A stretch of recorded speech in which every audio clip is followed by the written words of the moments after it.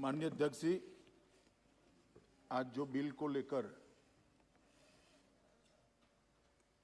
श्री किशन रेड्डी जी आए, उसमें श्री अधीर रंजन चौधरी जी से लेकर जसवीर सिंह जी तक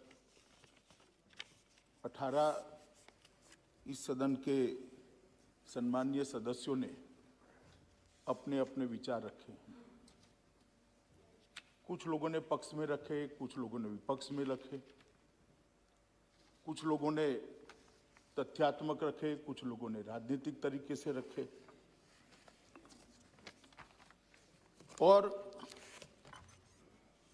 मैंने सबको करीब करीब ध्यान से सुना है।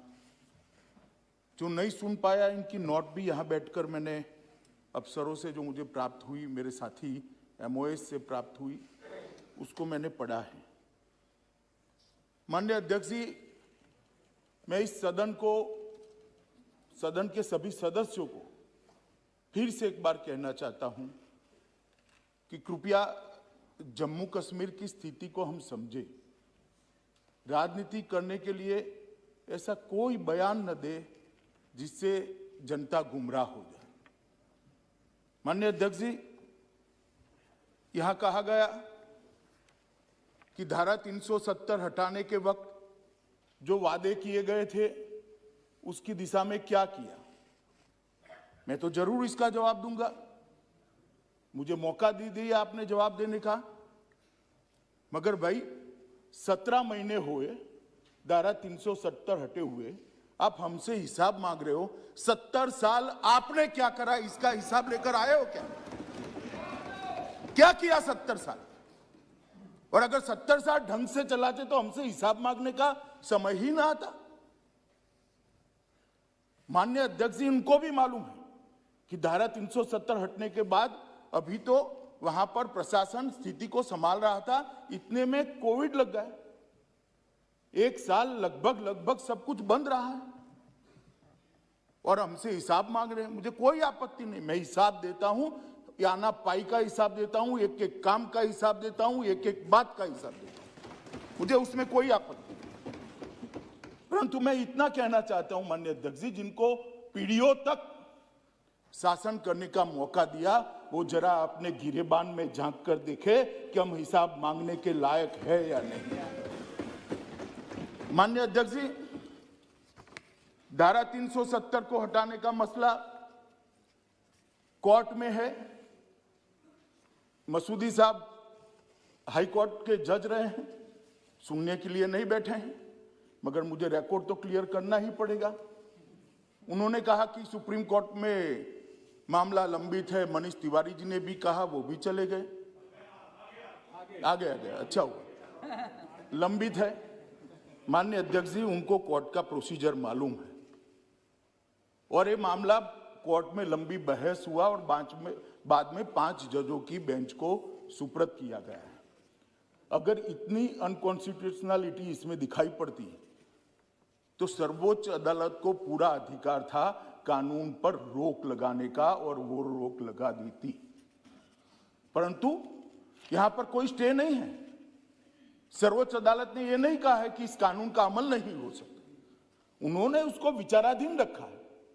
जब सर्वोच्च अदालत पूछेगी तब हम जरूर जाएंगे, जवाब देंगे और सर्वोच्च अदालत निर्णय करेगी। मगर कहीं पर भी एक कानूनी स्थिति नहीं है कि इसका अमल नहीं हो सकता। इसके कारण जम्मू और कश्मीर का पूरा विकास को हम रोक कर बैठ जाए, वहां पर डेवलपमेंट के कामों को हम रोक कर बैठ जाए।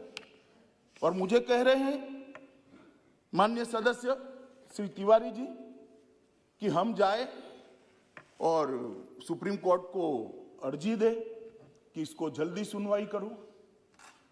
माननीय अध्यक्ष जी, मैं उनको कहना चाहता हूं कि हम तो सुप्रीम कोर्ट के सामने है ही, एक पक्ष लेकर कि इस देश में धारा 370 नहीं होनी चाहिए, इसलिए हमने हटाया।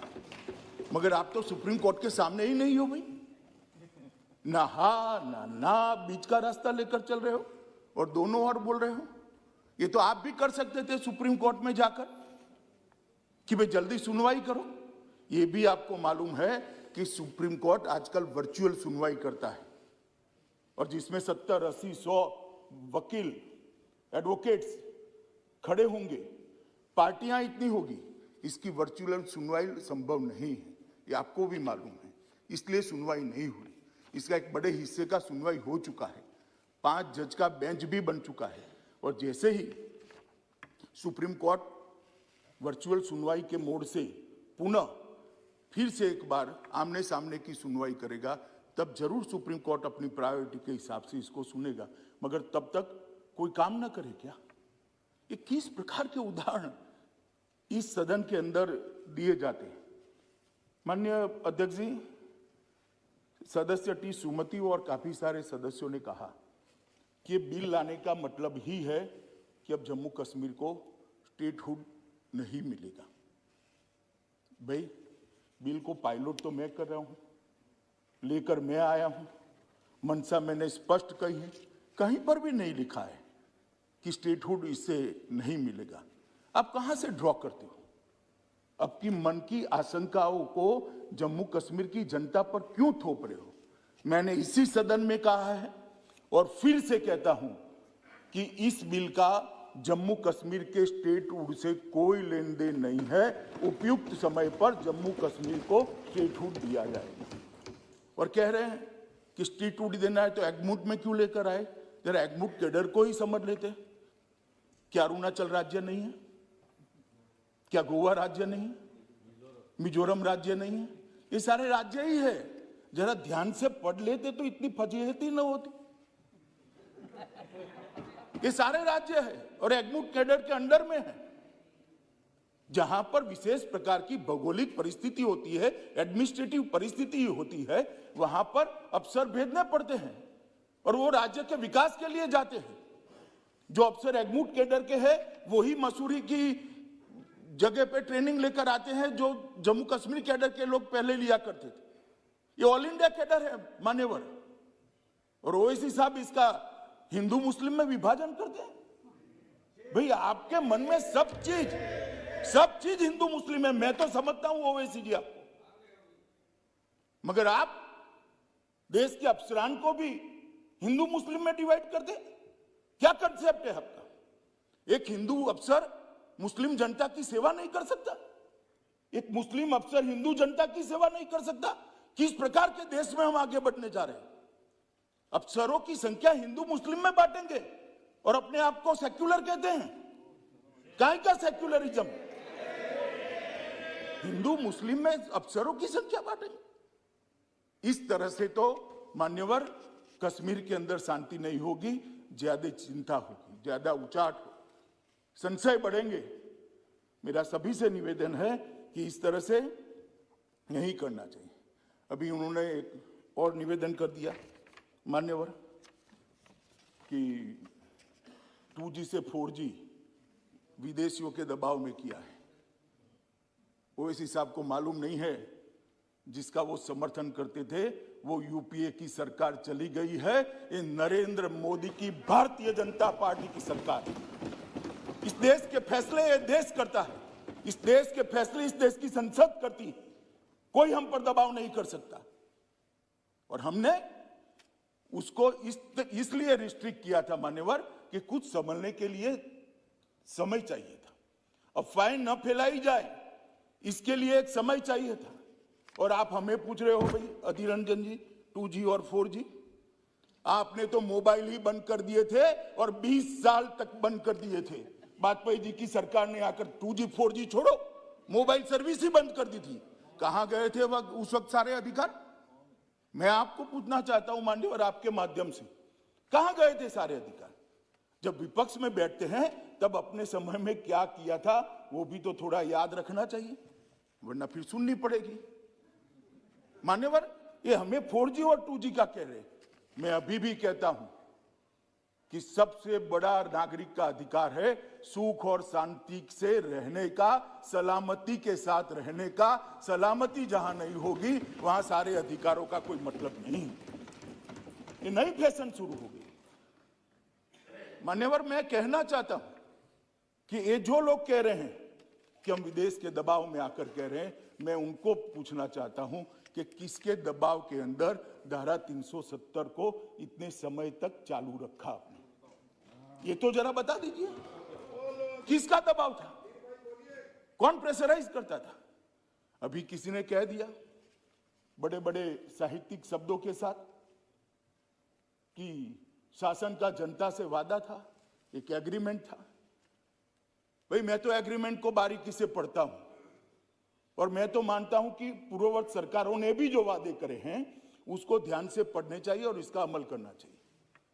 370 के बारे में कहा गया कि 370 और 35 से वो देश की सरकार का जम्मू कश्मीर की जनता से एग्रीमेंट था। एग्रीमेंट जरूर था मगर उसमें टेम्पररी शब्द आप भूल जाते हैं पढ़ने का। ये टेम्पररी था और जो मेरा हिसाब पूछ रहे 17 महीने में स्टेटहुड कब दोगे, स्टेटहुड कब दोगे, स्टेटहुड कब दोगे, हम जरूर देंगे। मगर मैं उनको पूछना चाहता हूं, ये मैंने भी कहा है स्टेटहुड टेम्पररी है, मगर आप 17 महीने में हिसाब मांगते हो तो टेम्पररी 370 70 साल तक चली, उस वक्त क्यों हिसाब नहीं मांगते थे? एक टेम्पररी प्रोविजन कब तक टेम्पररी रहेगा? टेम्पररी प्रोविजन को क्यों उखाड़ नहीं देता यार? क्यों कोई पूछता नहीं था? क्योंकि वोट बैंक की राजनीति करनी थी। ये सरकार वोट बैंक की राजनीति से नहीं चलती। ये सरकार देश के हित में फैसले करती है। ये सरकार देश के भविष्य को सुधारने के लिए है।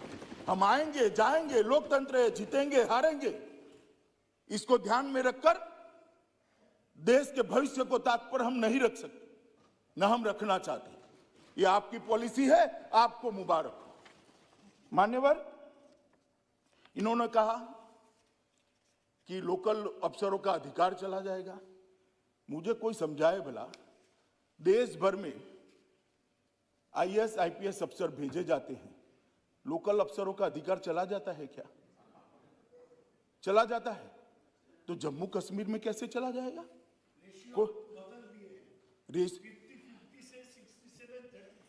दादा आप ज्यादा पढ़ नहीं सकते, अब मैं समझ रहा हूं। देश भर में यही रेशियो है। आपके बंगाल में भी ये, क्यों अलग रखना? कश्मीर देश का हिस्सा नहीं है? कश्मीर देश का हिस्सा नहीं है क्या? क्यों अलग रखना? और क्या कश्मीरी युवा को देश की ऑल इंडिया कैडर में आने का अधिकार नहीं है? अगर स्कूलों में पढ़ाते, स्कूल जला न दिए गए होते, मदरसों के अंदर बच्चों को जाने के लिए मजबूर न करते, तो कश्मीर के बच्चे भी आज आईएएस और आईपीएस अफसर बने होते। स्कूल किसके टाइम में जल गए? और मेरा हिसाब ले रहे हैं, मुझसे हिसाब मांग रहे हैं। कितने लोग मर गए, ये हो गया, वो हो गया। मनीष भाई, कांग्रेस का शासन याद करो क्या होता था। हजारों लोग मारे जाते थे, सालों तक कर्फ्यू रहता था।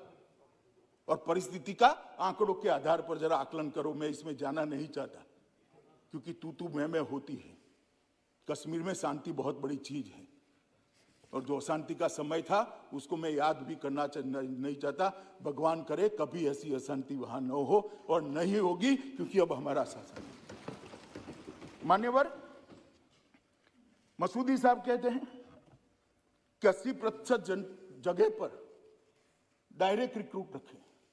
तो भाई डायरेक्ट रिक्रूट पर क्यों भरोसा नहीं है? देश के हर राज्य की स्थिति है मान्यवर कि डायरेक्ट रिक्रूट अफसर होते हैं। इसका एक प्रो रेटा है, प्रमोशन होता है जब लोकल अफसरों का, तो वो भी जगह लेते हैं। और ये देश का, पूरे देश का एडमिनिस्ट्रेटिव इंफ्रास्ट्रक्चर इसी आधार पर बना है। अब जम्मू कश्मीर के अंदर चीप पॉपुलैरिटी के लिए ये कहना कि 80% अफसर बाहर के, कोई बाहर का नहीं है, सभी भारत माता की संतान है, इसी भारत में जन्मे। बाहर का क्या होता है? ये नई पैटर्न और नई फैशन विकसित करिए। बाहर का है।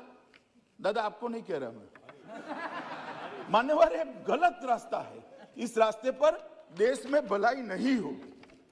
मसूदी साहब कह रहे हैं कि आपने बोडोलैंड को ये दे दिया, मणिपुर को ये दे दिया, कश्मीर को क्यों नहीं? अरे मसूदी साहब, जरा सच बोला करिए। आप तो जज हो, सब कुछ पढ़ते हो। सभी अकॉर्ड निकाल कर दीजिए। किसी को अलग संविधान नहीं दिया है, किसी को अलग झंडा नहीं दिया है। किसी को धारा 370 नहीं दी है। और ये तो हमारा वादा था देश की जनता को 1950 से कि इस देश में 2 विधान, 2 निशान, 2 प्रधान नहीं रहेंगे। और आज मोदी जी के नेतृत्व में हमने इसको समाप्त कर दिया। मान्यवर, इन्होंने विकास की काफी सारी बातें करी और मैं भी करना चाहता हूं कि धारा 370 से क्या मिला इसका हिसाब वजीर दाखिला दे, गृह मंत्री दे। तो ठीक है भाई, आपने कहा है तो मैं दे ही देता हूं। सबसे पहला काम हमारी सरकार आने के बाद वहां पंचायती राज का पुनर्स्थापना हुआ है, शुरुआत हुआ है। पुनर्स्थापना शब्द ठीक नहीं माना। जब इस देश का संविधान लिखा गया, संविधान लिखने के बाद डॉक्टर आंबेडकर ने जब संविधान का एडिटिंग का भी काम समाप्त हो गया, एक बहुत बड़ा स्टेटमेंट किया था साहब, इस देश के लोकतंत्र को, वो वाक्य को सुवर्ण अक्षर में मंडित कर डॉक्टर आंबेडकर के वाक्य को रखना चाहिए। उन्होंने कहा था, राजे अब रानी के पेट से पैदा नहीं होंगे, गरीब दलित पिछड़ों के वोट से पैदा होंगे। उन्होंने कहा था, राजे अब रानी के पेट से पैदा नहीं होंगे, दलित गरीब और पिछड़ों के वोट से पैदा होंगे। मगर कश्मीर में आज तक राजे रानी के पेट से ही पैदा होगा। ये 3 परिवार के लोग ही शासन करते थे। तीन परिवार के लोग ही शासन करते थे और इसीलिए उनको धारा 370 शूट करती थी। मान्यवर, हमने पंचायत के चुनाव कराए, अभी डिस्ट्रिक्ट पंचायत के चुनाव हुए, लगभग 51.7% वोटिंग हुई, कहीं पर भी गोली नहीं चलानी पड़ी। और मान्यवर, शांतिपूर्ण मताधिकार का प्रयोग हुआ। कांग्रेस के शासन के चुनाव कैसे हुए थे मैं इसमें जाना नहीं चाहता, क्योंकि पुरानी बातों को याद नहीं करना चाहता।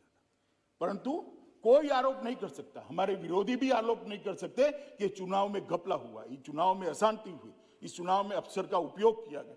सबने भय रहित होकर शांतिपूर्ण तरीके से मतदान किया है।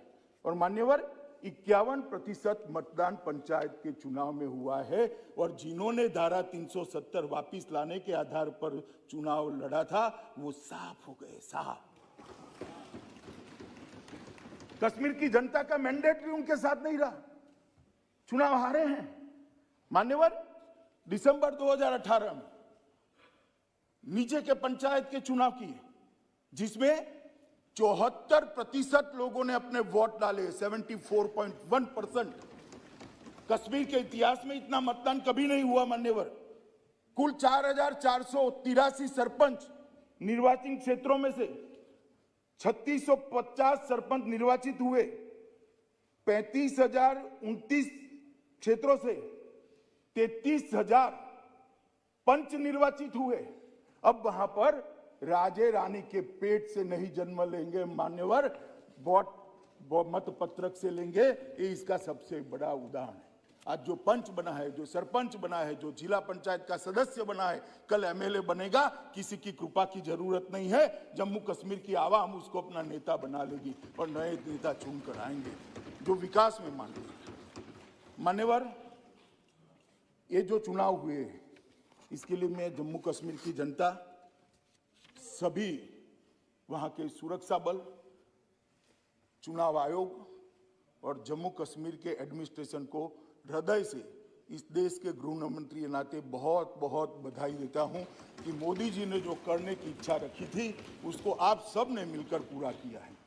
और सिर्फ चुनाव कराकर हम नहीं रुके मान्यवर, उनको अधिकार दिया है, उनको बजट दिया है। पहले 5,000 रुपया भी सरकार से मांगना पड़ता था, सरपंच को ऐसी स्थिति थी। आज उनको हमने स्थिरता प्रदान की है, पंचायतों को सुदृढ़ किया है, वहां पर अफसर भेजे जा रहे हैं। 21 विषय पूरे के पूरे एडमिनिस्ट्रेशन के 21 विषयों को पंचायतों के हवाले कर दिया गया है और लगभग 1500 करोड़ रुपया सीधा उनके बैंक अकाउंट में डालकर जम्मू कश्मीर के गांवों का विकास का रास्ता प्रशस्त किया। मध्याह्न भोजन योजना उनको सौंपी गई, आंगनवाड़ी उनको सौंप दिए गए, ICDS पंचायतों को सौंप दिया गया और मनरेगा का काम का मॉनिटरिंग उनको सौंप दिया गया। और एक अभी दिया, अभी जो निर्णय करा है एलजी साहब ने, जम्मू कश्मीर की सरकार ने खनन का अधिकार भी पंचायती राज संस्थानों को दे दिया, इसमें हिस्सा भी दे। देश में कहीं नहीं है। इससे वो आत्मनिर्भर होंगे, अपने गांव का विकास करेंगे। ये डिसेंट्रलाइजेशन जो किया है, नीचे तक सत्ता को परकोलेट करने का काम किया है, वो धारा 370 हटाने के कारण हुआ है। 70 साल तक नहीं हो सका था। माननीय महोदय, बीडीसी के अध्यक्ष तो डीएम के समकक्ष स्थान दिया गया है। उग्रवादी घटना में मारे गए किसी भी निर्वाचित सरपंच, पंच, बीडीसी अध्यक्ष के लिए 25 लाख रुपए की राशि की व्यवस्था की है और क्षमता संवर्धन के लिए उनकी ट्रेनिंग का भी प्रोग्राम कराए, क्योंकि काफी नए हैं लोग, वहां परंपरा ही नहीं थी, नई परंपरा स्थापित हो रही है। तो इनकी ट्रेनिंग की भी बड़ी व्यवस्था कर दी गई है और स्थानीय निकायों के चुनाव भी कराए गए। मैं इसकी बहुत डिटेल में नहीं जाना चाहता। मान्यवर कहते हैं कि क्या फर्क आया। फर्क मैं बताता हूं। पहले जम्मू और कश्मीर, जहां पर भी राजधानी होती थी श्रीनगर, वहां पर भी सारे अधिकार सेंट्रलाइज थे। अब अफसरान कभी गांव में नहीं जाते थे। चुने हुए प्रतिनिधि जाते थे, एमएलए जाते थे, मगर अफसरान नहीं जाते थे। हमने सारे राजपत्रित अधिकारियों को आवंटित पंचायत के अंदर 2 दिन और 1 रात का निवास करना कंपलसरी करा, माननीय अध्यक्ष जी, और वहां जाकर जमीनी स्थिति वो देखने लगे। उनका उद्देश्य है, उनको काम दिया गया है, वहां विकास के काम जो अटके हैं, जो कमी है, जो कमियां हैं, उसकी लड़ी को जोड़ने का उनको काम दिया गया है। पंचायत को सशक्तिकरण करने का, और प्रत्यक्ष रूप से जो वहां 2 बार ये अभियान चला, उसमें से लगभग 20,000 छोटे मोटे काम आए हैं, जिसमें से 18,000 कामों को स्वीकृति दे दी गई। कहीं पुलिया बनानी थी, कहीं जोड़ता हुआ रोड बनाना था, कहीं तालाब के अंदर तालाब तो था मगर पानी जाने के रास्ते भर गए थे, कहीं तालाब को सफाई करने की व्यवस्था नहीं थी, कहीं कूड़ादान नहीं था, कहीं बिजली का खंभा था, तार चोरी कर गए थे। ऐसे 20,000 से ज्यादा काम ढूंढे गए और 18,000 कामों की स्वीकृति दे दी है और वो विकास के रास्ते पर आगे बढ़ गए। माननीय अध्यक्ष जी, 3 बार ये कार्यक्रम हुआ है और बहुत सफल हुआ है। पूरे जम्मू और कश्मीर में इससे बड़ी जन भागीदारी नहीं हुई। 5 लाख से अधिक मृत्यु, जन्म, दिव्यांगता, अधिवास, ये प्रमाण पत्र वहीं मौके पर दिए गए। 5 लाख लोगों को जम्मू कश्मीर जाने की जरूरत, राजधानी में जाने की जरूरत नहीं है और ये निरंतर चलने वाला है। मान्यवर, ये पूछते हैं हमें क्या किया, इसलिए मैं बताता हूं। 50,000 परिवार को स्वास्थ्य बीमा के तहत कवर कर दिया गया है। रोजगार के अंदर लगभग 10,000 युवाओं को कवर किया, 6,000 नए काम शुरू करे और 4,440 क्रिकेट और फुटबॉल की किटों को गांव में पहुंचकर बच्चों के हाथ में बंदूक की जगह क्रिकेट का बैट हो, इसकी व्यवस्था हमने करी। और मेरा शहर मेरे गौरव के तहत ये शहरी विकास के लिए भी किया है।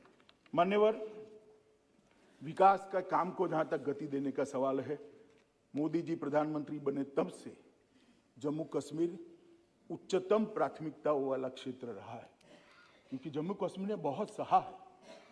उनके दर्द को मैं कुछ शब्दों में सिर्फ यहां बयान नहीं कर सकता। मान्यवर, बहुत सहा है। इसलिए लगभग प्रधानमंत्री विकास पैकेज पीएम योजना की जो घोषणा हुई, उसका पुनर्निर्माण और मेगा विकास का जो पैकेज था, इसके तहत 58,627 करोड़ रुपए की परिव्यय की 54 योजनाएं थी। 54 योजनाएं थी और लगभग उसको बढ़ाकर 26% और बढ़ाया गया। 20 परियोजनाएं, जिनमें से 7 केंद्रीय की थी, 13 संघ राज्य की थी, ये काफी हद तक पूरी हो चुकी है। तो 20 परियोजनाएं तो पूरी हो चुकी है 54 में से, और बाकी 8 परियोजनाएं ये लगभग मार्च के अंत के पहले पूरी हो जाएगी। तो 54 में से 28 परियोजनाओं को पूरा करने का काम हमने कर दिया है। आईआईटी जम्मू ने अपने परिसर में काम कर दिया है, शुरू कर दिया है। दोनों एम्स का निर्माण शुरू हो चुका है। अर्ध रिंग रोड जम्मू को 2021 में हम पूरा कर देंगे 8.45 किलोमीटर की बनिहाल सुरंग को इस साल खोलने की योजना है। और सबसे बड़ी बात है, पीयूष भाई यहाँ बैठे हैं, 2022 में हम रेलवे से कश्मीर को, घाटी को जोड़ने का काम भी समाप्त करेंगे। दादा 70 साल में जो नहीं हुआ वो अब हो रहा है, वो आपको मालूम होना चाहिए। चेनाब पुल 359 मीटर ऊंचा, चेनाब नदी पर विश्व के सबसे ऊंचे रेल पुल का निर्माण किया गया, निर्माण चालू है, अगले साल पूरा हो जाएगा। शहरी परिवहन के लिए लगभग 10,599 करोड़ रुपए का डीपीआर तैयार कर दिया गया है। लाइट रेल ट्रांजिट सिस्टम को भी 4 वर्ष में हम पूरा करेंगे, जिसके जम्मू और कश्मीर में 2 कॉरिडोर होंगे। परियोजना के डीपीआर को अंतिम मूल आकार दे दिया गया है।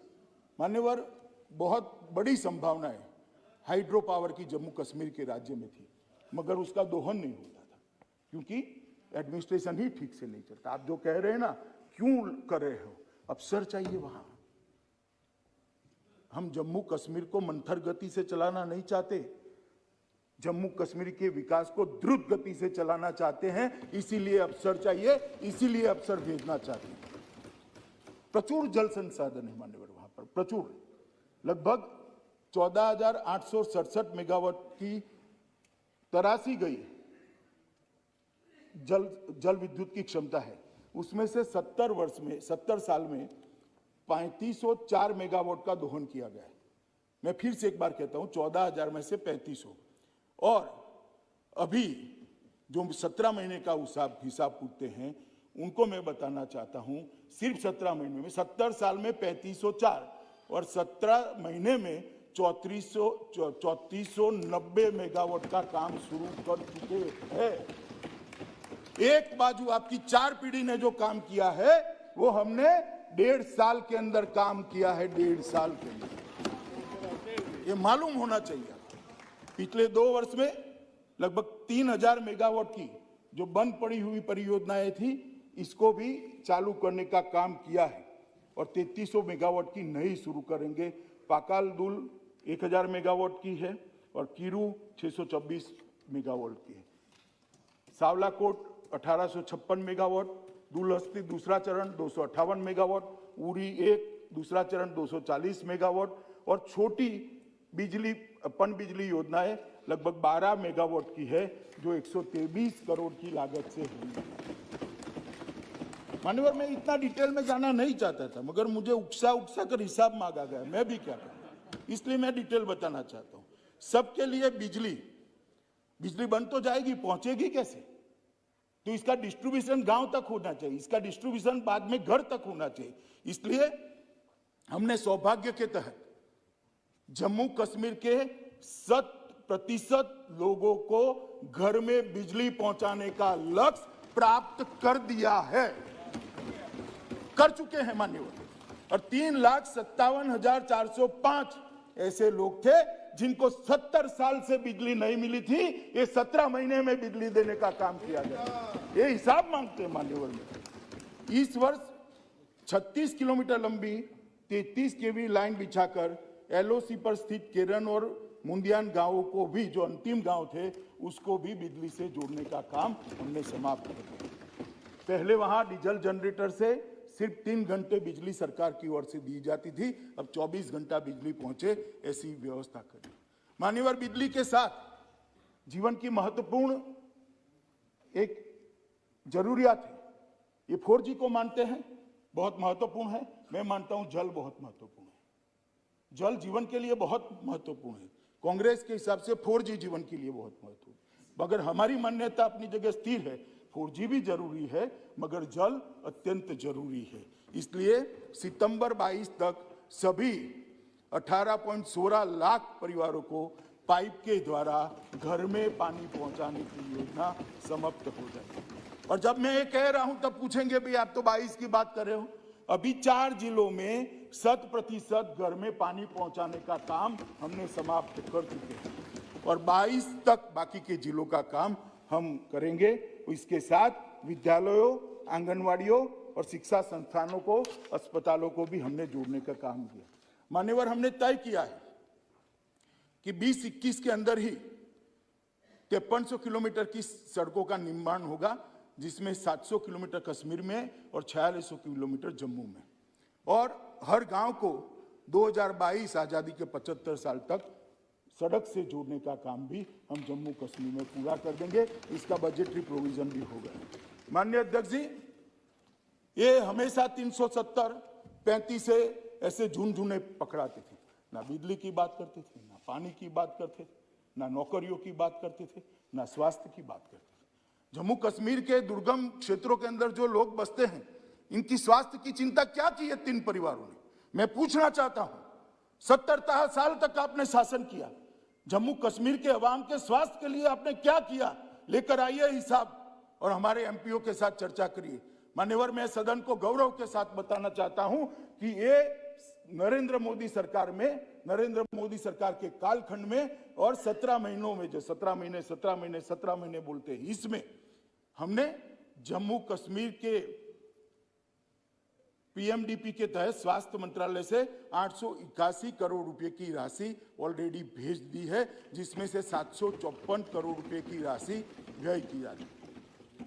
मान्यवर, 75 परियोजनाएं पूरी हो गई है और 22 तक 39 परियोजनाएं पूरी हो जाएगी, जिसमें श्रीनगर में 500 बिस्तरों वाला नया अस्पताल, जम्मू में 200 बिस्तरों वाला नया मातृत्व अस्पताल, जम्मू में नए हड्डी और जोड़ के अस्पताल, जीएमसी जम्मू में 100 बिस्तर के आकस्मिक चिकित्सा ब्लॉक, जम्मू में बालक और बालिका छात्रावास का निर्माण जिसके तहत आता है।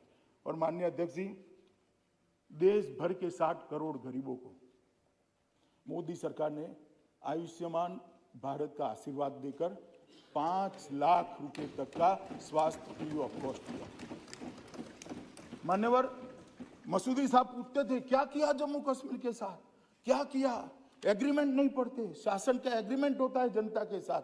अरे भाई, एग्रीमेंट तो कागज पर होता है, जम्मू कश्मीर तो हमारे दिल में है, दिल में। देश भर के अंदर मान्यवर 5 लाख तक की स्वास्थ्य योजना, जो प्रधानमंत्री आयुष्मान भारत योजना से जानी जाती है, पीएम जय के नाम से जानी जाती है, वो गरीबों के लिए है। प्रधानमंत्री जी ने जम्मू कश्मीर के लिए सेहत योजना लाए। जम्मू कश्मीर में कोई करोड़पति हो या रोडपति हो, सड़क पर रहने वाला हो या बड़े से बड़े महल में रहने वाला हो, हर एक को 5 लाख तक की सुविधा आरोग्य की हमने देने का काम किया। और मान्यवर, मैं देखता था, मैं कार्यक्रम में उपस्थित था वर्चुअल तरीके से, लोगों की आंख में आंसू थे। एक बूढ़ी महिला कश्मीर घाटी की मां बता रही थी कि 70 साल तक हमारा किसी ने चिंता नहीं किया, नरेंद्र मोदी जी ने आकर हमारी चिंता की, अब मुझे इलाज कराने के लिए किसी के सामने हाथ फैलाने की जरूरत नहीं है, मेरी सरकार वहां बैठी है जो मेरा इलाज कराएगी। मान्यवर, ये जो हमने किया है, लगभग हर एक व्यक्ति को सेहत योजना के तहत कवरेज देने का काम किया है, और मैं मानता हूं जम्मू कश्मीर बहुत कम राज्यों में से एक राज्य है जिसका हर एक व्यक्ति स्वास्थ्य योजना के तहत कवर किया गया है। मान्यवर, कोविड के खिलाफ लड़ाई भी इसी समय में हम लड़े, जो 17 महीने का हिसाब मांगा जाता है, इसी के तहत लड़े, और सबसे अच्छा कोविड प्रबंधन एलजी के नेतृत्व में जम्मू कश्मीर सरकार ने किया। टीकाकरण का काम भी बहुत स्मूथ तरीके से घाटी और जम्मू दोनों तरफ चल रहा है। मान्यवर, एम्स की स्थापना की है, 2 एम्स बनाने का काम किया है, और लगभग 2000 करोड़ रुपया एक एम्स का, 4000 करोड़ रुपया एम्स के लिए भारत सरकार ने यहां भेजा है। इसकी शुरुआत हो गई है। नए मेडिकल कॉलेज की स्थापना, 7 नए मेडिकल कॉलेज, 70 साल में 3 थे, 17 महीने में 7, अनंतनाग, बारामूला, रजौरी, डोडा, कठवाड़ा, हंदवाड़ा और उधमपुर, ये 7 नए मेडिकल कॉलेज की शुरुआत हुआ है, और 5 मेडिकल, उसमें से 5 का एक टेम्परेरी परिसर के अंदर शिफ्ट व्यवस्था के आधार पर बच्चों को पढ़ाने का कामकाज भी हमने शुरू कर दिया है। राह नहीं देखिए, इसको सिविल अस्पताल के, और 22-23 में और 2 मेडिकल कॉलेज भी हम चालू कर देंगे। लगभग हम 1100 बच्चे जम्मू कश्मीर के डॉक्टर बनकर जम्मू कश्मीर के गरीब की सेवा करें, इस तरह की व्यवस्था। आप हमें पूछ रहे हो हमने क्या किया? कभी इतनी संवेदना के साथ किया था? 370 का झुनझुना दिखाकर शासन करते रहे तीन परिवार मान्यवर। कितने सालों तक शासन किया? जो असुविधाएं थी, जो कष्ट था, जो दुख था, उसको एड्रेस करने का इन्होंने कभी काम नहीं किया। माननीय अध्यक्ष जी, एक बीएससी नर्सिंग कॉलेज भी हम वहां चालू कर गए हैं, मंजूरी दे दी है, और 5 नए नर्सिंग कॉलेज को हम वहां स्थापना करने का प्लान रखे हैं। कि राज्य कैंसर संस्थान भी हमने शुरू किया है, एक श्रीनगर में और दूसरा जीएमसी जम्मू में। और मान्यवर राज्य सरकारें, केंद्र सरकार ने लगभग अलग अलग 115 योजनाएं नरेंद्र मोदी जी के शासन में आने के बाद इस देश के दलित, गरीब, पिछड़े, आदिवासी, इनके लिए बनाई थी, मगर उसका वहां पर इम्प्लीमेंटेशन नहीं होता था। जब से राष्ट्रपति शासन लगा तब से लगभग हर घर को बिजली देने का काम पूरा हो गया है। 3,57,405 लाभार्थियों को कवर दे दिया गया है। पीएम उज्ज्वला योजना के तहत 12,60,685 माताओं को गैस का सिलेंडर देने का काम हमने समाप्त कर दिया। उजाला योजना के तहत 79.54 लाख लाभार्थियों को घर में उजाला करने का काम किया है। स्वच्छ भारत मिशन के तहत 100% 100% घरों को आज मुक्त कर दिया गया, ओडीएफ डिक्लेयर कर दिया गया। माननीय 100% स्वच्छ भारत अभियान का 100% इंप्लीमेंट हुआ है। एकीकृत सामाजिक सुरक्षा, इसके लगभग 8 लाख लाभार्थी, पहले 16 थे, अब 8 लाख हैं। एलपीजीडीबीटी बजट लगभग 31.77 लाख लाभार्थी हैं। केसीसी ऋण और प्रधानमंत्री किसान योजना का लक्ष्य जो दिया गया था वो पूरा हो गया है। हर किसान को अब 6,000 रुपया उसके बैंक अकाउंट में किसी बिचौलिए के बगैर मिल रहा है, ट्रांसफर हो रहा है। इसके अतिरिक्त 2019-20 में जो छात्रवृत्ति थी, इसका कवरेज इस 17 महीनों में 3 गुना कर दिया है। 8 लाख छात्रों को डीबीटी के माध्यम से प्री और पोस्ट छात्रवृत्ति मिल रही है। माननीय अध्यक्ष जी, चालू वर्ष के दौरान दिसंबर 2020 तक हमें लक्ष्य रखा है कि और 9.5 लाख लोगों को छात्रवृत्ति के कवरेज में लेकर आएंगे। मान्यवर मनीष जी ने कहा कि जम्मू में इतनी फैक्ट्रियां बंद हो गई हैं और ये इसी कालखंड में हो गई। मनीष जी, सिर्फ रिकॉर्ड क्लियर करने के लिए कह रहा हूं, ये फैक्ट्रियां बंद होने का जो रेंज है वो 18 साल का है। 18 साल में बंद हुई सभी फैक्ट्रियों का आंकड़ा आपने 17 महीनों के अकाउंट में डाल दिया है, तो रिकॉर्ड जरा क्लियर रहना चाहिए। हैं? नहीं, 18 साल से जितनी बंद हुई है उसका आंकड़ा इन्होंने 17 महीनों में डाल दिया, इसलिए मैं रिकॉर्ड क्लियर कर रहा हूं। मान्यवर, अब ये कहते थे कि 17 महीनों में क्या हुआ।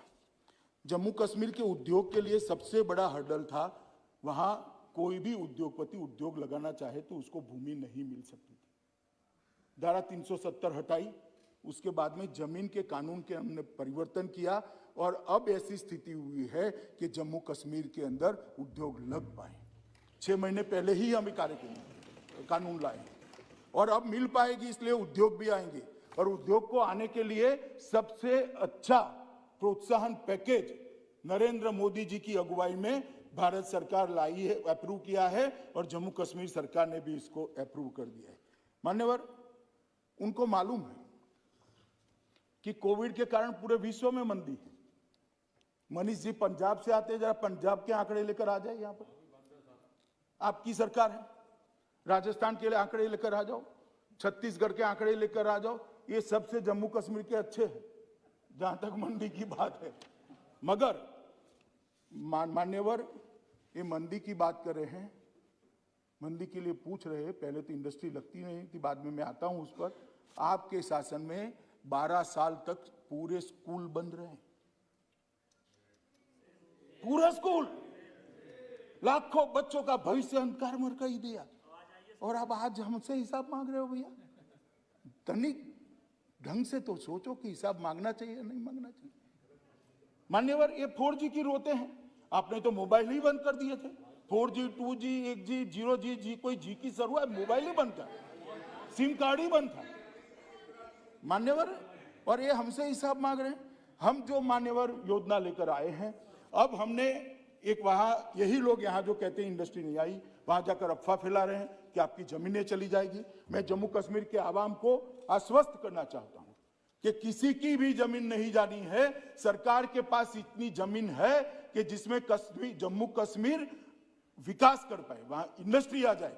और अब सरकार की जमीन कोई राज करने वाला छीन नहीं सकता। ये नरेंद्र मोदी सरकार, ये जमीन आपके विकास के लिए है, आपके राज्य के उद्योग के लिए। ये जमीन को कोई नहीं छीन पाएगा। तो एक लैंड बैंक बनाइए। मैं आगे आता हूं इस विषय पर।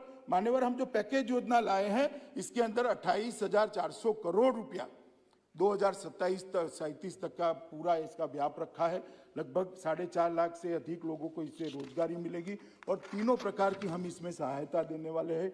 मान्यवर, जो उद्योग लगाएंगे, जो पूंजी लगाएंगे, जो उनकी वर्किंग कैपिटल होगी, इसको 500 करोड़ रुपए तक के ऋण पर लगभग जो ऋण होगा, इसको 6% ब्याज पर ही भारत सरकार देगी, 6%, जिससे उसको उद्योग लगाने में बड़ी सहायता हो जाएगी। जीएसटी के लिए भी हमने बहुत सारा अच्छा पैकेज में आयोजन किया है। जो उसके प्लांट एंड मशीनरी की वैल्यू होगी उद्योग की, इसके 300% तक उसको जीएसटी रिफंड किया जाएगा, पूरा का पूरा 300%।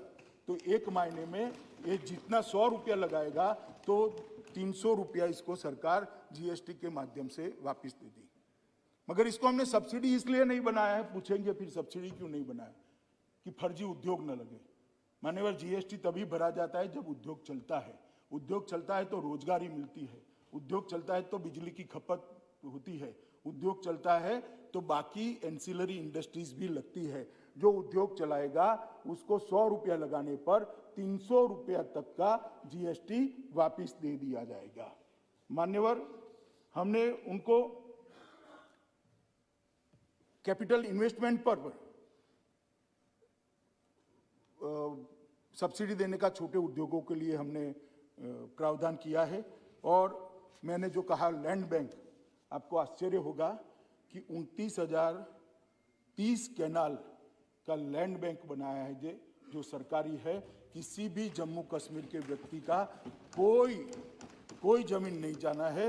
ये 29,030 कैनाल जो है, इतना ही है कि अब हम इसके लिए रोशनी लेकर नहीं आएंगे, रोशनी लेकर अंधेरा नहीं करेंगे।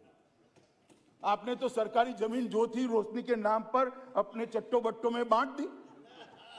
हमने उसका लैंड बैंक बनाया और अब इंडस्ट्री को देंगे तो इंडस्ट्री इसके अंदर विकसित होगी, रोजगार मिलेगा, बिजली की खपत बढ़ेगी, जीएसटी मिलेगा, रेवेन्यू मिलेगी और जम्मू कश्मीर एक आश्रित राज्य की जगह एक अपने आप पर आत्मनिर्भर राज्य बने। इस दिशा में हम आगे बढ़े। मान्यवर, ईज ऑफ डूइंग बिजनेस को भी हमने बहुत आगे बढ़ाया है, इसका मैं ज्यादा कहना नहीं चाहता। युवाओं के लिए नौकरियां त्वरित भर्ती अभियान भी हमने चालू कर दिया है। वर्ग 4 में 10,000 रिक्तियां चिन्हित की गई है और 8,575 रिक्तियों सेवा चयन बोर्ड के माध्यम से विज्ञापित कर दी गई है। मान्यवर, इसमें बहुत चिट्ठियां चलती थी, कितनी योग्यता है इसके आधार पर नौकरियां नहीं देते थे, चिट्ठियों से नौकरियां बांटी जाती थी। हमने ये सारी नौकरियों को सेवा चयन बोर्ड द्वारा ही विज्ञापन देकर भरने का निर्णय किया है और जो क्लास 3 और 4 है उसमें मेरिट से आधार पर नौकरी मिलेगी, कोई इंटरव्यू नहीं होगा। मान्यवर, लगभग 14,161 पदों के लिए सेवा चयन बोर्ड ने विज्ञापन कर दिया है और 2,050 पदों के लिए लिखित परीक्षा, मैं क्लास 1 और 2 की बात कर रहा हूं, शुरू हो गई है और 324 उम्मीदवारों का चयन कर दिया गया है।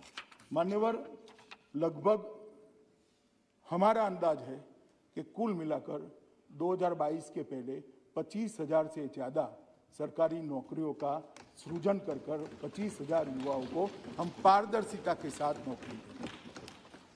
मान्यवर, बैक टू विलेज कार्यक्रम के तहत जम्मू कश्मीर बैंक को 15,000 छोटे छोटे ऋण के मामले दिए गए और ये मामले पहले भी दिए जाते थे मगर सिर्फ सूची रह जाती थी। मुझे कहते हुए आनंद है कि लगभग 4600 महिला सहित 13,000 मामलों को लोन देने का काम भी 15,000 में से 13,000 मामलों को लोन देने का काम भी समाप्त कर लिया गया है। वो अपनी छोटी छोटी इकाइयां चालू कर रहे हैं। युवा उद्यमों के लिए 242 करोड़ का और लोन दिया गया है। मिशन यूथ के तहत भी ढेर सारे काम किए हैं। उनको क्रिकेट का, फुटबॉल का किट दिया गया है। बहुत सी चीजें मैं इतनी डिटेल में जाना नहीं चाहता। आविष्कार, नवाचार और इंक्यूबेशन और प्रशिक्षण केंद्र, इसके माध्यम से भी हम क्षमता निर्माण का काम को आगे बढ़ा रहे हैं। आईटी टावर्स जम्मू और कश्मीर में दोनों जगह, श्रीनगर और जम्मू दोनों जगह ग्रामीण बीपीओ भी स्थापित किए जाएंगे। आईटी टावर्स भी बढ़ाए जाएंगे और जो हस्ताक्षर किए हैं, मुझे पूरा विश्वास है कि 1 साल के अंदर ये आईटी टावर अपना काम करते रहेंगे। महत्वपूर्ण सुधार भी बहुत किए हैं, चाहे वो विद्युत का क्षेत्र हो, एडमिनिस्ट्रेशन का क्षेत्र हो और वित्तीय सुधार का हो। जम्मू कश्मीर में मान्यवर सबसे बड़ी तकलीफ थी, कोई सुनवाई नहीं होती थी। जो सरकार आती थी उसके लोगों की ही सुनवाई होती थी। अभी एक वैज्ञानिक तरीके से जम्मू कश्मीर एलजी ने अपने खुद के स्तर पर संस्थागत तंत्र और व्यक्तिगत बैठकें कर कर तहसील तक की सभी फरियादें जम्मू कश्मीर एलजी तक आ जाए, इस प्रकार का एक साइंटिफिक खाका तैयार किया है, जिससे छोटे से छोटे व्यक्ति की यहाँ पर फरियादों की सुनवाई की जाए। और इसीलिए मैं कहता हूँ कि ये जो अंबेडकर जी का एक बहुत महत्वपूर्ण वाक्य है कि राजे रानी के पेट से नहीं आने चाहिए, जनता के वोट से आने चाहिए। जब रानी के पेट से राजा आता है तब जनता की दरोकार नहीं करता है, जनता की सरोकार भी नहीं करता है, ना उसकी सुनवाई करते हैं। मगर वोटों से चुने हुए लोग जब बैठते हैं, हमारे जम्मू कश्मीर के एलजी पर दादा ने टिप्पणी की, मैं इतना ही कहना चाहता हूं, दादा आप भी पार्टी न बदले होते तो आज तक कई बार हार चुके होते। लोकतंत्र में हार जीत होती रहती है, इसीलिए जीते हैं। मान्यवर, एक अधिवास प्रमाण पत्र, डोमिसाइल सर्टिफिकेट, इसके लिए भी बहुत बड़ा हो हल्ला हुआ था। आपकी नागरिकता चली जाएगी, बहुत सारे लोग बाहर से घुस जाएंगे, हो जाएगा, फला हो जाएगा, ढिकामड़ा हो जाएगा। मैं कहता हूं अब तक 30.44 लाख परिवार को प्रमाण पत्र, व्यक्ति और परिवारों को प्रमाण पत्र दे दिया गया है। कहीं से कोई कंप्लेन नहीं है, ना कोई लाइन लगी है, ना मान्यवर नया भूमि कानून लाए तो उसमें भी था आपकी जमीन चली जाएगी, ये चली जाएगी, वो चली जाएगी। कोई ला दे, मुझे बता दे किसकी जमीन चली गई। ये बिहार में भूमि कानून नहीं है तो कोई बंगाल से आकर बिहार की जमीन ले लेगा। मैं गुजरात से आता हूं, गुजरात में कोई भूमि कानून नहीं तो महाराष्ट्र से आकर कोई गुजरात की जमीन खा जाएगा। कैसे ऐसा होगा? ऐसा नहीं होता है। कोई आदमी अपना घर छोड़ने को तैयार नहीं है भाई। कुछ नहीं हुआ। आज इंडस्ट्री को आने का बहुत अच्छा वातावरण ये नए भूमि कानून के कारण हुआ है, जिसका जम्मू कश्मीर की जनता ने भी स्वागत किया है। और मान्यवर, मैं विशेष उल्लेख करना चाहता हूं पाकिस्तान से आए हुए रेफ्यूजी, पश्चिम पाकिस्तान के, पाकिस्तान अधिकृत कश्मीर से आए हुए रेफ्यूजी और 2642 वाल्मीकि परिवार के परिवार, 792 गोरखा परिवार और 43 अन्य परिवार, उनको भी डोमिसाइल सर्टिफिकेट देकर उनके 7 सालों से जो अन्याय होता है क्या है उसको हमने समाप्त किया। जो ह्यूमन राइट की बात करते हैं, ये दुनिया भर के अच्छे लोगों के बोले हुए कोट अनकोट यहाँ पर कोट करते हैं। कोट अनकोट तो बहुत अच्छे क्योंकि किसी महान व्यक्ति ने बोले हैं, वो उनका है कोट अनकोट। मगर जब आप पैर में पहनने वाला गहना कानों में पहन देते हो तो अच्छा नहीं लगता। जो कोट अनकोट आप बोले गए हैं मान्यवर, वो सुसंगत हमारे शासन के लिए नहीं है। अन्याय के, मानव अधिकार के लिए जितनी भी सारे बातें होती है, हमारे शासन के लिए नहीं है। ये 3 परिवारों ने जो शासन किया, उन्होंने मानव अधिकार का उल्लंघन किया। क्या मानव अधिकार कुछ लोगों के लिए सीमित है? पाकिस्तान से जो देश की शरण में है उनके लिए सीमित नहीं है। जो कश्मीरी पंडित भगा दिए गए उनके लिए सीमित नहीं है, इनके लिए नहीं है। जो सूफी संत भगा दिए गए उनके लिए नहीं है। जो वाल्मीकि लोग वहां से 70 साल से मताधिकार प्राप्त नहीं करते थे, उनके मानव अधिकार नहीं है। क्यों उनके लिए आपके मन में भावनाएं नहीं आती हैं? क्योंकि वो आपका वोट बैंक नहीं है। मानव अधिकार को वोट बैंक की नजर से देखना आपका काम है। हम मानव अधिकार को मानव अधिकार की दृष्टि से, कितना भी विरोध हो, साहस नहीं है अपने ये कहने का कि वाल्मीकि को वहां मताधिकार मिलना चाहिए था। जो पाकिस्तान से शरण में आया है उसको मताधिकार मिलना चाहिए, कहने का साहस नहीं है आप में, क्योंकि आप चुनाव लड़ना चाहते हो, चुनाव जीतना चाहते हो। आप में साहस नहीं है कि वाल्मीकि माता चौथी पीढ़ी आ गई, उसको नौकरी नहीं मिल सकती, ना वाल्मीकि बच्ची को नौकरी नहीं मिल सकती, इसका अधिकार नहीं। इसके मानव अधिकार के पास आपके लिए शब्द भी नहीं है, संवेदना भी नहीं है, मगर हमारे लिए शब्द भी है, कृति भी है और संवेदना भी। मान्यवर, रोशनी जैसे कानूनों को रद्द कर दिया गया, भ्रष्टाचार पर कार्यवाही हो रही है, क्योंकि पहले भ्रष्टाचार का कानून ही नहीं था। वहां ये पूछ रहे हैं ना 370 क्यों होता है? वहां पर रिजर्वेशन नहीं होता था, वहां महिलाओं को अधिकार नहीं था, वाल्मीकि लोगों को अधिकार नहीं था, ट्राइबल को अधिकार नहीं था, ओबीसी को अधिकार नहीं था, भ्रष्टाचार पर रोक नहीं थी, क्योंकि भ्रष्टाचार करना था, क्यों रोक लगाना? ढेर सारे कानून, देश के अच्छे बने हुए कानून, दहेज के लिए कोई कानून नहीं था। और आप हमें समझा रहे हो कि 370 को क्यों हटाया?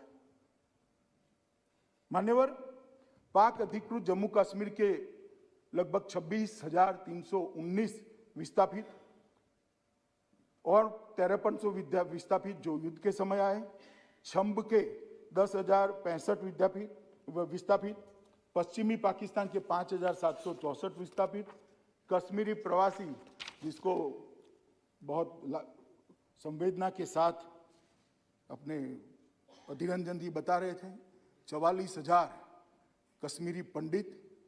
मैं आज उनको बताना चाहता हूं कि यही नरेंद्र मोदी जी के शासन में कश्मीरी पंडितों को, हर परिवार को राहत कार्ड जिसके पास है उसको 13,000 रुपया हर महीना सरकार देती है।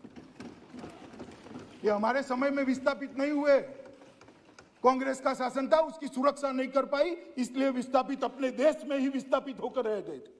इनको 13,000 हम देते, निःशुल्क राशन देते हैं। पुनर्वास के अंक के रूप में कश्मीर घाटी में 3,000 नौकरियां दे दी गई है, 88 नौकरियों का चयन प्रक्रिया चालू है और ये 6,000 लोगों को कश्मीर घाटी में घर के साथ 2022 के साथ हम बसा देंगे और वर्षों पुराना हमारा स्वप्न समाप्त। 3,000 लोगों को दे चुके हैं अधीररंजन जी नौकरी, ऑलरेडी दे चुके हैं। 70 साल में एक दिया है तो बताओ, एक। और 6,000 लोगों का घर बनाने की योजना भी, जमीन भी आवंटन कर दी है, बजट का भी आवंटन हो गया है, प्रक्रिया चालू हो गई। और प्रोफेशनल कॉलेज में दाखिले के लिए देश भर में रिजर्वेशन किया गया है। मान्यवर, पहाड़ी भाषी जनसंख्या के 1,74,000 लोगों को आरक्षण नियम संशोधित कर 4% आरक्षण ये 370 हटने के कारण मिला है। अंतर्राष्ट्रीय सीमा के पास के गांवों के 17,000 लोगों को यही सदन में मैं ही बिल लेकर आया था, जिनको रिजर्वेशन दिया है, पहले नहीं दे सकते थे। आर्थिक रूप से कमजोर वर्ग को 1.16 लाख लोगों को अब आरक्षण का लाभ मिलना शुरू हो गया है, क्योंकि 1.16 लाख बीपीएल परिवार को 10% आरक्षण का लाभ मिल रहा है, जो 370 के कारण नहीं मिलता था। 1,500 सफाई कर्मचारी परिवारों को पूरा अधिकार देने का काम किया है। आप हमें पूछ रहे हो क्या किया है? मान्यवर, 370 जाने से जम्मू कश्मीर में किसी के साथ अन्याय हो, इस संभावना को ही समाप्त कर दिया गया है। मान्यवर, शिक्षा, प्रशिक्षण और करियर के लिए भी ढेर सारे काम किए गए हैं। मान्यवर।